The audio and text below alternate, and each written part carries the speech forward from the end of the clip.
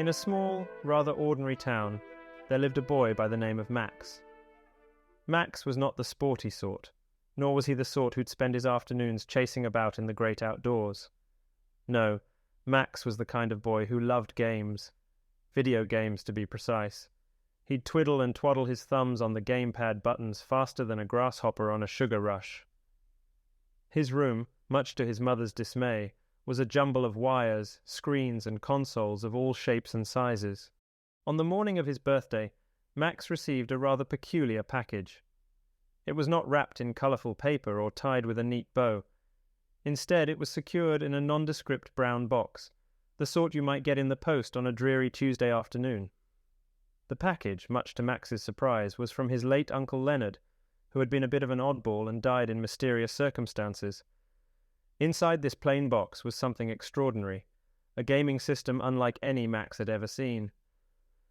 It hummed with a strange energy and had an unusual sheen. It was far more advanced than anything Max owned. Nestled with it was a tiny gleaming chip, no bigger than a chocolate bar, with the word quantum etched on it. Curiosity flaring like a freshly lit matchstick, Max wasted no time in plugging the new console in. The gaming system sprang to life with a whirl of lights and sounds that would have made a carnival jealous. And then, something peculiar happened. Max found that with every decision he made in the game, things started behaving very oddly indeed. He could predict what would happen next with uncanny accuracy. Whether he was racing through a space-age cityscape or fighting mythical creatures in an enchanted forest, Max was unbeatable. It was as if he was rewriting the rules of the game as he played, bending it to his will. And that's when he realized it. The tiny quantum chip wasn't just a part of the game, it was part of the magic. This was no ordinary birthday, and this would be no ordinary year for Max. His life was about to turn from a calm pond into a frothy whirlpool of adventure.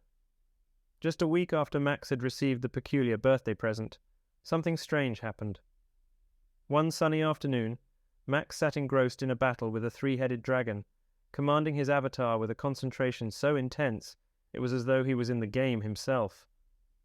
The game's graphics were unusually immersive, thanks to the mysterious quantum chip. Suddenly, the game's screen went blank. Max's eyes squinted in confusion. Then, like a shooting star across a moonlit sky, a message streaked across the screen. "Congratulations, Maxwell Hartley. You've been invited to the Galactic Championship. Accept?" A yes and no option blinked on the screen. Max hesitated for a moment, then clicked yes.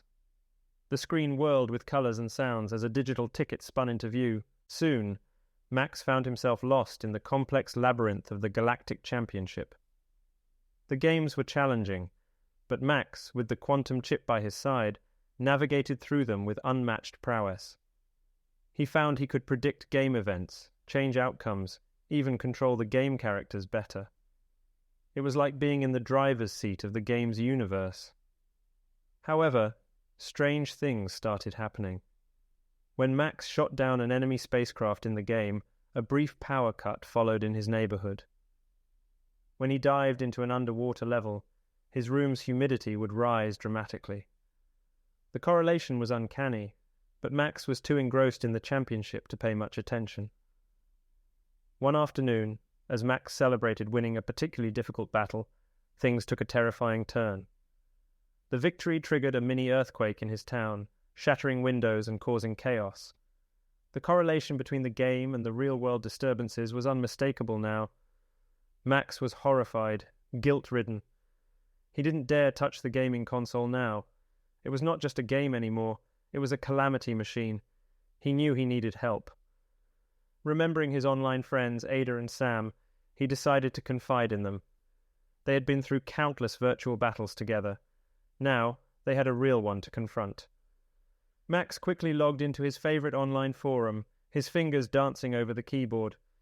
He sent Ada and Sam an urgent message, outlining everything, from his mysterious birthday present to the bizarre anomalies and the dangerous correlation with the Galactic Championship. Ada and Sam responded faster than lightning. Over a video call, the three friends huddled together virtually, poring over every detail. Ada, with her knack for research, started digging into the Galactic Championship. It led them to Victor Vega, the elusive tech billionaire who had organized the championship. The picture of Vega next to the championship logo sent a shiver down their spines. This was way bigger than they had imagined. Sam, the code-breaking whiz, suggested they investigate the game's coding. To their surprise, they discovered that the game was not just coded to function in virtual reality, but also had strange links to real-world systems. They realized the championship was a front. Vega was using the quantum chip's power to manipulate real-world variables. A cold, dreadful understanding settled upon them. Vega was harnessing the quantum energy to tear down the real world, intending to create a new one in virtual reality. As Max advanced in the game, the quantum chip was causing real-world anomalies, a process Vega could control and escalate once Max reached the final stage. The friends were horrified. They had a choice: step away or fight back. It was a heavy decision, but they knew that together they could take on Vega. They decided to infiltrate Vega's system, manipulate the game, and thwart his evil plan. Max realized this was no longer about winning the championship. It was about saving their world from being torn apart. Max, Ada, and Sam found themselves on the brink of the greatest challenge they had ever faced. The game was on, and it was more real than they had ever imagined. Max, Ada, and Sam dove deep into planning their counterattack. As Sam worked on developing a countercode, he stumbled upon a shocking revelation. The countercode did halt the real-world anomalies, but it also overloaded the quantum chip, causing it to become unstable.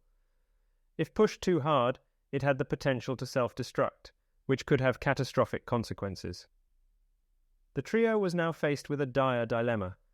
They could continue with the countercode, risking the chip's explosion, or they could back out, leaving their world vulnerable to Vega's whims. After much discussion, they decided to gamble. They would use the countercode, but simultaneously find a way to safely deactivate the chip if it neared the point of self-destruction. Max returned to the championship, now armed with the countercode.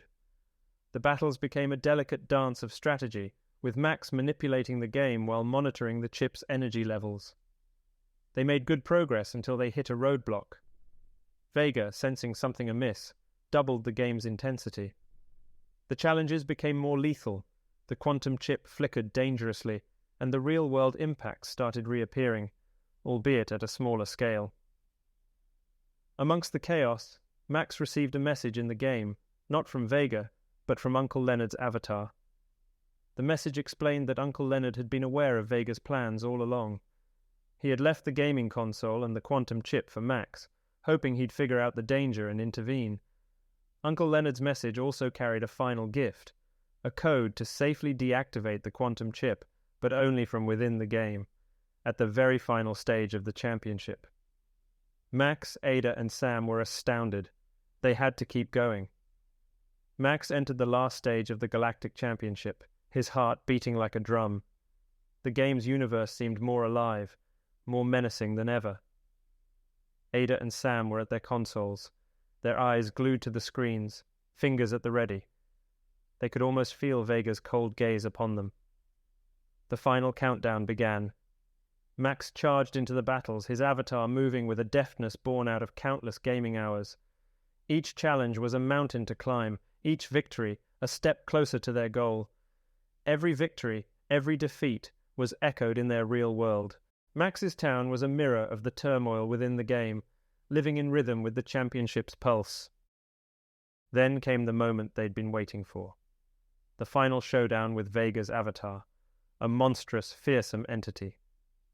Vega had thrown in all his might. The battleground was riddled with traps, each more deadly than the last. But Max battled on, parrying, attacking, dodging, his every move a dance between life and destruction. At his signal, Sam activated Uncle Leonard's code. A hush seemed to fall over the game. Vega's avatar froze, caught off guard. Max launched his final attack. With a spectacular explosion of light and color, Vega's avatar disintegrated. In that breathless moment, Max triggered the deactivation code. There was a blinding flash on his screen, then silence. The quantum chip flickered one last time, then went dark. Back in the real world, the wind eased. The earth stilled. Everything returned to normal. The quantum chip was safe, and the natural world had finally ceased glitching. News of Max's victory spread like wildfire across the gaming community. Max, Ada, and Sam were hailed as heroes, the champions who saved their world from a virtual apocalypse.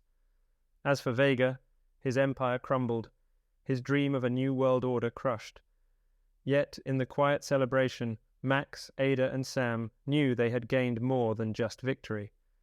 They had found friendship, courage, and the will to stand up against wrong, no matter how formidable. Max looked at the silent gaming console, the deactivated chip, and couldn't help but smile. He had started out wanting to be a champion gamer. In the end, he gained a newfound respect and admiration for his late Uncle Leonard.